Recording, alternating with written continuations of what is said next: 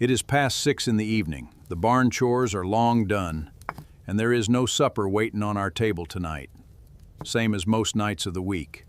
Doctors call this hunger a warning sign, something to fix fast. But my body has felt it every evening for 40 years, and it has never once made me weak in the field the next day. Plenty of folks pay for a fasting app, a cleanse kit, or a powder mixed in water, all promising to reset the body for a price no old farmer would ever pay. What we do instead costs nothing at all. We simply skip the last meal of the day and let the stomach rest empty until morning light. I want to be straight with you before you watch. I am not a doctor, and if you carry sugar trouble or take medicine tied to meals, this is a matter for your doctor first, not for me. What I will show you is the plain old way of giving a tired body a rest from digesting, so it can spend that quiet time repairing and healing itself instead. My name is Ezekiel, and my family has skipped that evening plate since we settled Lancaster County. In 1838, one meal removed. Nothing else changed, step by step. Here is something worth sitting with. The modern kitchen never closes. Refrigerators hum all night, gas stations sell hot food at 2 in the morning, and a phone can call up a meal to your door before you finish asking for it. Your stomach was never built for a kitchen that never closes. It was built for a rhythm. Work in the day, rest at night, food when it is earned, and quiet when it is not. We broke that rhythm without ever deciding to break it. Nobody sat down and chose to eat around the clock. It just crept in, one late night snack at a time, one drive-through open past midnight at a time, until eating at every hour became normal, and normal got treated as harmless. It is not harmless. It is simply unnatural, and the body pays a quiet cost for it that most folks never trace back to its cause. A cost paid in poor sleep, in a heavy morning feeling, in a stomach that never quite settles, and most folks blame their age or their stress or bad luck, when the real answer was sitting on their own kitchen counter the whole time, humming, lit up, open all night long. Tonight I want to show you how we put that rhythm back, the old way, with nothing bought and nothing swallowed. Just one meal removed from the day and a stomach finally allowed to rest. The first thing to understand is plain. Digesting food is work, real work, the same as splitting wood or plowing a field, except this work happens inside you, where you cannot see it and rarely think about it. Every time you eat, your body puts effort into breaking that food down, moving it along, drawing what it needs from it. If you eat from sunup past sundown, snack after snack, meal after meal, that inner work never gets a break. A farmhand who never rests grows slow and clumsy by the end of the week. Your stomach is no different. It needs an off switch, a stretch of hours where nothing new comes in, so the work already started can finish clean before more gets piled on top of it. Skipping the evening meal gives that switch a chance to flip. 12 hours, sometimes 14, with nothing asked of the stomach but rest. No new work arriving while yesterday's work is still being finished. That gap does not need to be dramatic to matter. It only needs to be steady, the same length most nights, so the body can count on it and plan around it, the same way a farmhand plans his week around a Sunday he knows is coming.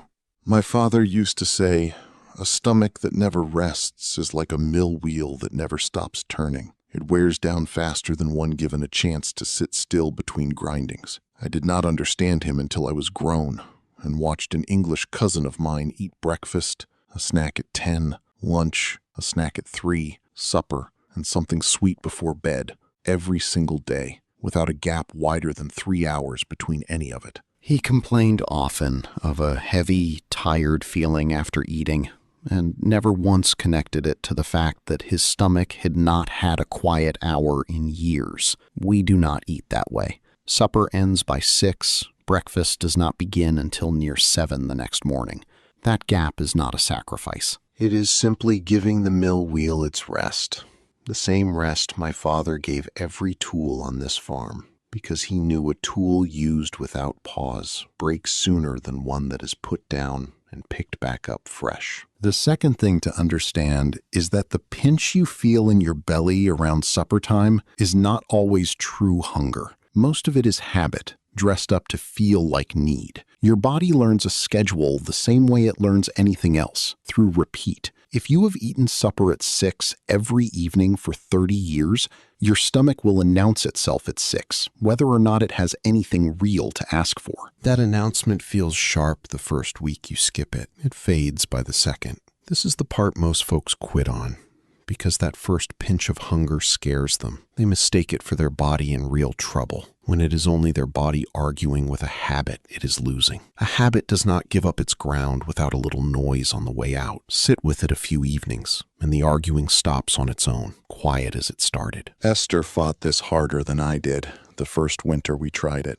She would sit by the fire around 6:30, restless, saying her stomach felt hollow and wrong. I told her that hollow feeling is not harm. It is just an old habit standing at the door, knocking, expecting to be let in, same as always. We did not open the door. Inside of 2 weeks, 6:30 came and went without her noticing it at all. Her body had simply learned the new hour. That is the whole secret behind this key. Hunger you have never questioned feels like the truth. Hunger you sit with for a few evenings shows itself for what it really is, a habit, nothing more. And habits bend a great deal easier than most folks expect. Now, before I show you the last 3 keys, I want to warn you about something. Because if you skip this part, you will get the first 2 keys wrong. Skipping a meal is not the same as starving yourself, and it is not the same as skipping meals at random, whenever it suits you. Done carelessly, this can leave a person tired, short-tempered, and worse off than before they started. I have seen it happen.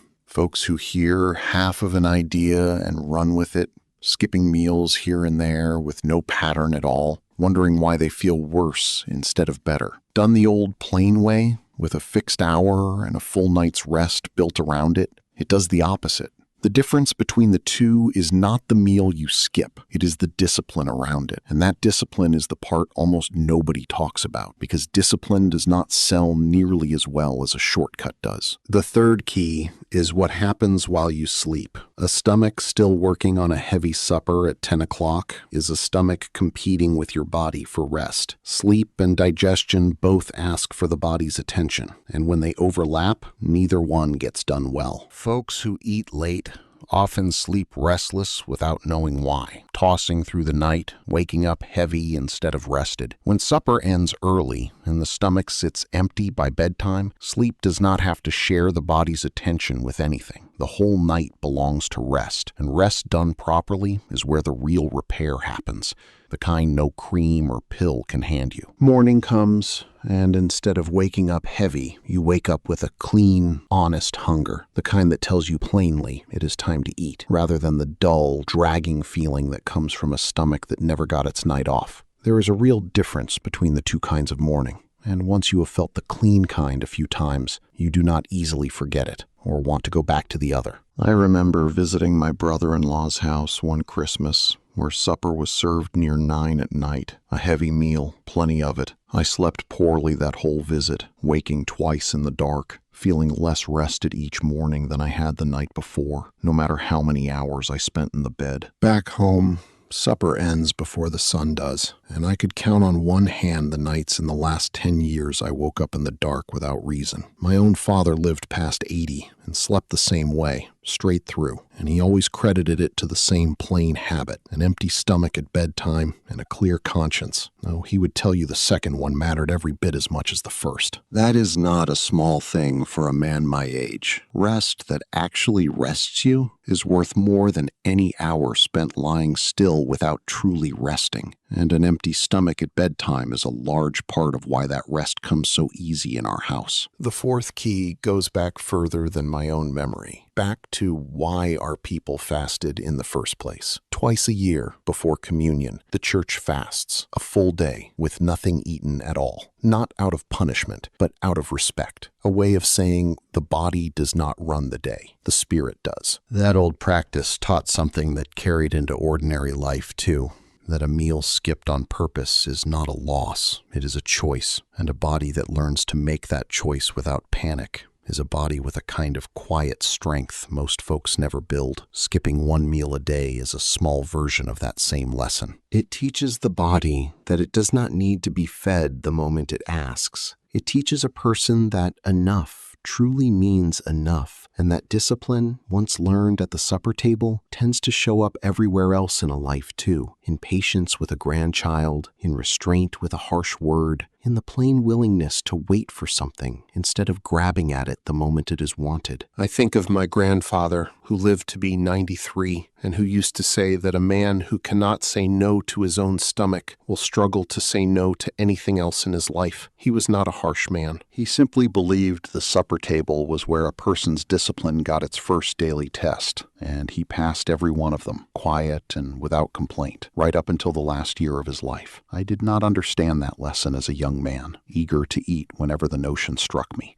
impatient the way most young men are. I understand it now. Every evening the sun goes down and the table stays bare, and I find I do not mind it in the least. The discipline stopped feeling like a rule a long time ago. Now it simply feels like who I am. The fifth key is the part nobody expects. The way one meal removed changes more than just the body. There is less to cook, so Esther has an easier evening. There is less food bought, less food wasted, less spent at the store every single week. And over a year, that adds up to real money left in the jar instead of thrown out with the scraps. There is more time in the evening since nobody is sitting down to a meal. More time for reading, for mending, for sitting on the porch while the light goes down slow. There is more time in the evening since nobody is sitting down to a meal. More time for reading, for mending, for sitting on the porch while the light goes down slow. A day with one fewer meal in it is simply a quieter day, and a quieter evening tends to lead to a quieter mind, which tends to lead to a better night's sleep, which brings you right back around to key 3 again. None of these 5 keys stand alone.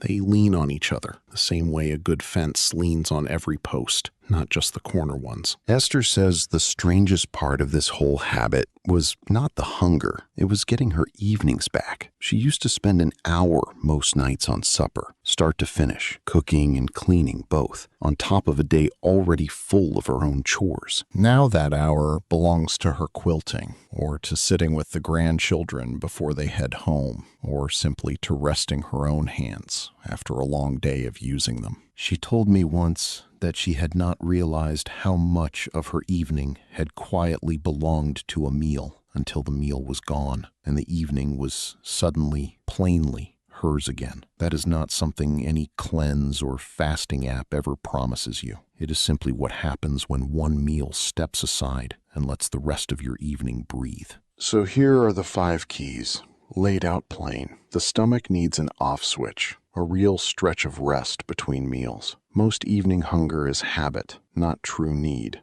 and habit fades faster than folks expect. Sleep improves when digestion is not fighting it for the body's attention. The discipline of skipping a meal on purpose builds a quiet strength that reaches into the rest of your life. And the time and cost saved from one less meal ripples out further than the supper table itself. None of this asks you to buy anything, follow a program, or pay a stranger to tell you what your own grandmother likely already knew. It only asks you to trust an old rhythm your body was built to follow long before the kitchen ever learned to stay open all night. That is the real reset. Not a powder, not an app, just an old rhythm your body remembers the moment you give it the chance. I am not telling you to go without food carelessly, and I am not telling you this fixes every trouble a tired body carries, because it does not, and any video that promises you that is not being honest with you. I am only telling you what has kept my family steady, well-rested,